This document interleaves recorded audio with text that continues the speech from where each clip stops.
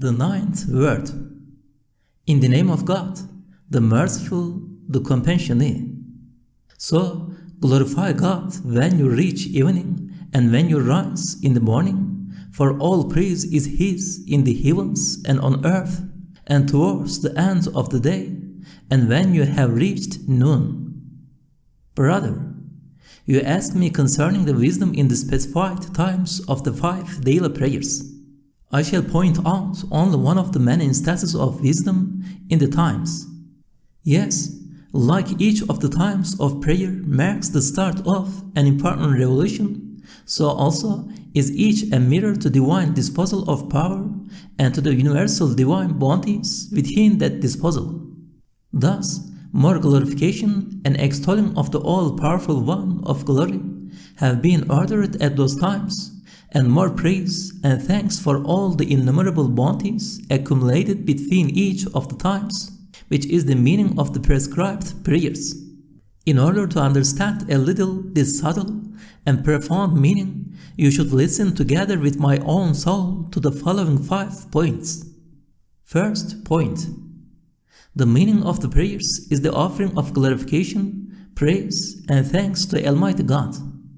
That is to say, uttering glory be to God by word and action before God's glory and sublimity, it is to hallow and worship Him, and declaring God is most great through word and act before His sheer perfection, it is to exalt and magnify Him, and saying all praise be to God with the heart, tongue, and body, it is to offer thanks before His utter beauty. That is to say, glorification, exaltation, and praise are like the seeds of the prayers. That is why these 3 things are present in every part of the prayers, in all the actions and words. It is also why these blessed words are each repeated 33 times after the prayers, in order to strengthen and reiterate the prayer's meaning. The meaning of the prayers is confirmed through these concise summaries. Second point. The meaning of worship is this, that the servant sees his own faults, impotence, and poverty, and in the divine court prostrates in love and wonderment before dominical perfection, divine mercy, and the power of the eternally besought One. That is to say, just as the sovereignty of dominicality demands worship and obedience, so also does the holiness of dominicality require that the servant sees his faults, through seeking forgiveness, and through his glorifications and declaring, glory be to God, proclaims that his sustainer is pure and free of all defects, and exalted above and far from the false ideas of the people of misguidance, and hallowed and exempt from all the faults in the universe. Also, the perfect power of dominicality requires that through understanding his own weakness and the impotence of other creatures, the servant proclaims God is most great in admiration and wonder before the majesty of the works of the eternally besought One's power, and bowing in deep humility seeks refuge in Him and places his trust in Him. Also, the infinite treasure of dominicality's mercy requires that the servant makes known his own need and the needs and poverty of all creatures through the tone of entreaty and supplication, and proclaims his sustainers' bounties and gifts through thanks and laudation, and uttering all praise be to God. That is to say, the words and actions of the prayers comprise these meanings and have been laid down from the side of divinity. Third point. Just as man is an example in miniature of the greater world, and Surah Al-Fatiha a shining sample of the Qur'an of mighty stature, so are the prescribed prayers a comprehensive, luminous index of all varieties of worship, and a sacred map pointing to all the shades of worship of all the classes of creatures. Fourth point. The second hand, minute hand, hour hand, and day hand of a clock, which tells the weeks look to one another, are examples of one another and follow one another. Similarly, the alternations of day and night, which are like the seconds of this world, a vast clock of Almighty God, and the years which tell its minutes, and the stages of man's lifespan which tell the hours, and the epochs of the world's lifespan which tell the days, look to one another, are examples of one another, resemble one another, and recall one another. For example, the time of Fajr, the early morning. This time until sunrise resembles and calls to mind the early spring, the moment of conception in the mother's womb, and the first of the 6 days of the creation of the heavens and earth. It recalls the divine acts present in them. The time of Zuhur, just past midday.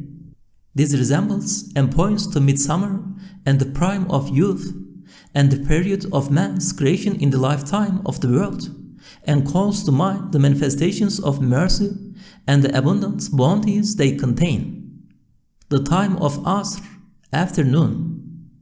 This is like Adam and old age, and the time of the final prophet, peace and blessings be upon him, known as the era of bliss, and recalls the divine acts and favors of the all-merciful one present in them. The time of Maghrib, sunset, through recalling the departure of many creatures at the end of Adam, and man's death, and the destruction of the world at the commencement of the resurrection, this time puts in mind the manifestations of divine glory and sublimity, and rouses man from his slumbers of heedlessness. The time of Isha, nightfall. As for this time, by calling to mind the world of darkness, veiling all the objects of the daytime, world with a black shroud, and winter hiding the face of the dead earth with its white cerement, and even the remaining works of departed man dying and passing beneath the veil of oblivion, and this world, the arena of examination, being shut up and closed down forever, it proclaims the awesome and mighty disposals of the all-glorious and compelling subduer. As for the night time, through putting in mind both the winter and the grave and the intermediate realm, it reminds man how needy is the human spirit for the most merciful one's mercy. And the Tahajjud prayer informs him what a necessary light it is for the night of the grave and darkness of the intermediate realm. It warns him of this, and through recalling the infinite bounties of the true bestower, proclaims how deserving he is of praise and thanks. And the second morning calls to mind the morning of the resurrection. For sure, however reasonable and necessary and certain the morning of this night is, the morning of the resurrection and the spring following the intermediate realm are certain to the same degree. That is, just as each of these 5 times marks the start of an important revolution and recalls other great revolutions, so through the awesome daily disposals of the eternally besought one's power, each calls to mind the miracles of divine power and gifts of divine mercy of both every year and every age and every epoch. That is to say, the prescribed prayers, which are an innate duty and the basis of worship and an incontestable debt, are most appropriate and fitting for these times. Fifth point. By nature, man is extremely weak, yet everything touches him and saddens and grieves him. Also, he is utterly lacking in power, yet the calamities and enemies that afflict him are extremely numerous. Also, he is extremely wanting, yet his needs are indeed many. Also, he is lazy and incapable, yet life's responsibilities are most burdensome. Also, his humanity has connected him to the rest of the universe, yet the decline and disappearance of the things he loves and with which he is familiar continually pains him. Also, his reason shows him exalted aims and lasting fruits, yet his hand is short, his life brief, his power slight, and his patience little. It can be clearly understood from this how essential it is for a spirit in the state at the time of Fajr, in the early morning, to have recourse to and present a petition to the court of an all-powerful one of glory, and all compassionate, all beauteous one, through prayer and supplication, to seek success and help from him, and what a necessary point of support it is, so that he can face the things that will happen to him in the coming day, and bear the duties that will be loaded on him. The time of Zuhur, just past midday, is the time of the day's zenith, and the start of its decline, the time when daily labors approach their achievement, the time of a short rest from the pressures of work, when the spirit needs a pause from the heedlessness and insensibility caused by toil, and at time divine bondings are manifested. Anyone may understand then how fine and agreeable, how necessary and appropriate it is for the human spirit to perform the midday prayer, which means to be realized from the pressure, shake off the heedlessness, and leave behind those meaningless, transcend things, and clasping one's hands at the court of the true bestower of bounties, the eternal self-subsistent one, to offer praise and thanks for all his gifts, and seek help from him, and through bowing to display one's impotence before his glory and tremendousness, and to prostrate and proclaim one's wonder, love, and humility. One who does not understand this is not a true human being. As for the time of Asr in the afternoon, it calls to mind the melancholy season of autumn and the mournful state of old age and the somber period at the end of time. It is also when the matters of the day reach their conclusion and the time the divine bounties which have been received that day, like health, well-being, and beneficial duties have accumulated to form a great total, and the time that proclaims through the mighty sun, hinting by starting to think that man is a guest official and that everything is transcendent and inconstant. Now the human spirit desires eternity and was created for it. It worships benevolence and is pained by separation. Thus, anyone who is truly a human being may understand what an exalted duty, what an appropriate service, what a fitting way to repay a debt of human nature, indeed, what an agreeable pleasure it is to perform the afternoon prayer. For by offering supplications at the eternal court of the everlasting pure eternal one, the eternal self-subsistent one, it has the meaning of taking refuge in the grace of unending, infinite mercy, and by offering thanks and praise in the face of innumerable bounties, of humbly bowing before the mightiness of his dominicacy, and by prostrating in utter humility before the everlastingness of his Godhead, of finding true consolation of heart and ease of spirit, and being girded ready for worship in the presence of his grandeur.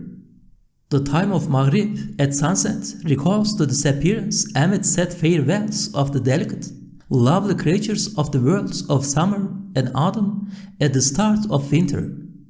It calls to mind the time when through his death man will leave all those he loves in sorrowful departure and enter the grave.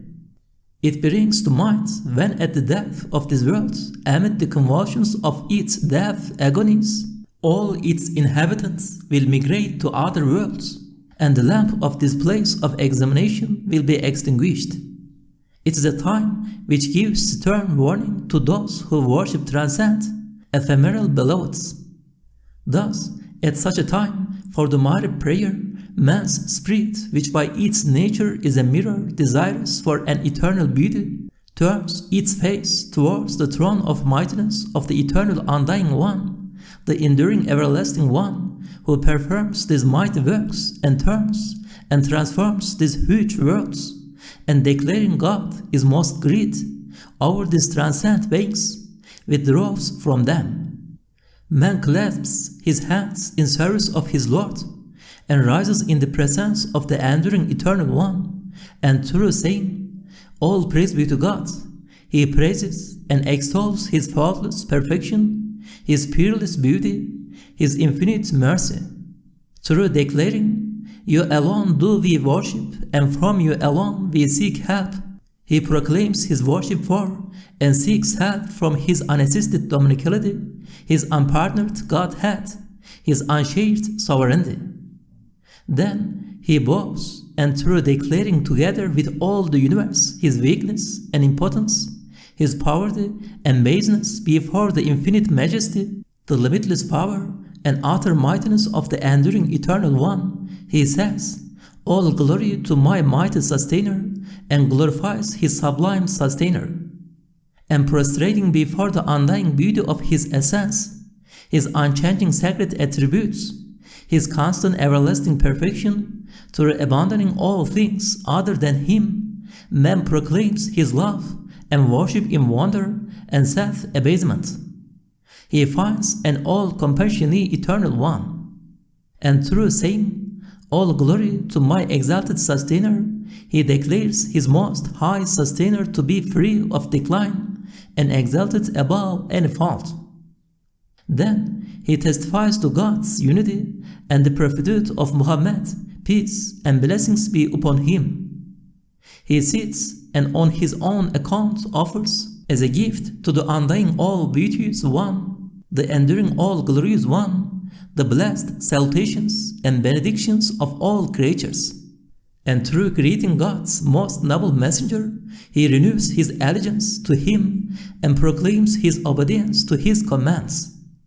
In order to renew and illuminate his faith, he observes the wise order in this palace of the universe and testifies to the unity of the all-glorious Maker. And he testifies to the messengership of Muhammad the Arabian, peace and blessings be upon him, who is the herald of the sovereignty of God's dominicality, the proclaimer of those things pleasing to him, and the interpreter of the signs and verses of the book of the universe. To perform the mighty prayer is this. So, how can someone be considered a human being who does not understand what a fine and pure duty is the prayer at sunset? What an exalted and pleasurable act of service! What an agreeable and pleasing act of worship! What a serious matter, and what an unending conversation and permanent happiness it is in this transcendent guest house! At the time of Isha, at nightfall, the last traces of the day remaining on the horizon disappear, and the world of night enfolds the universe. As the all-powerful and glorious one, the changer of night and day, turns the white page of day into the black page of night, through the mighty disposals of his dominicality, it recalls the divine activities of that all-wise one of perfection, the subduer of the sun and the moon, turning the green-adorned page of summer into the frigid white page of winter. And with the remaining works of the departed being erased from this world, with the passing of time, it recalls the divine acts of the Creator and life and death in their passage to another, quite different world. It's the time that calls to mind the disposals of the Creator of the heavens and the earth's awesomeness, and the manifestations of his beauty in the utter destruction of this narrow, fleeting, and lowly world, the terrible death agonies of its disease, and in the unfolding of the broad, eternal, and majestic world of the hereafter.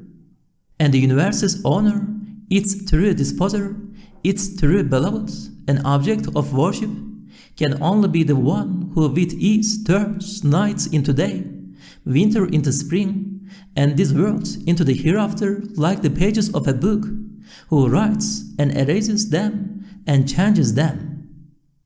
Thus, at nightfall, man's spirit, which is infinitely impotent and weak, and infinitely poor and needy, and plunged into the infinite darkness of the future, and tossed around amid innumerable events, performs the Isha prayer, which has this meaning. Like Abraham, man says, "I do not love those that sat," and through the prayers seeks refuge at the court of an undying object of worship, an eternal beloved one, and in this transcendent world, and fleeting life, and dark world, and black future, he supplicates an enduring, everlasting one, and for a moment of unending conversation, a few seconds of immortal life, he asks to receive the favors of the all-merciful, and compassionate one's mercy and the light of his guidance, which will strew light on his world and illuminate his future and bind up the wounds resulting from the departure